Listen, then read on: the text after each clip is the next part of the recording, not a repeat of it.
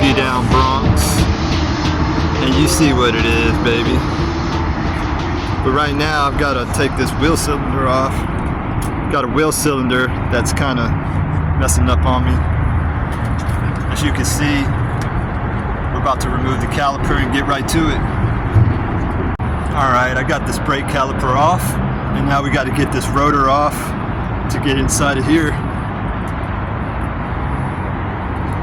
I replaced the outside wheel bearing on the front and greased it up. I also greased up the inside wheel bearing and replaced the wheel seal, which was leaking. So we're about to put that on here, get it all cleaned up. Alright, yo, I got the wheel bearings on, all that was on. I got the dust cap back on, so the only thing left is to put that caliper back in and put those brake pads back on and the wheel, and we should be good.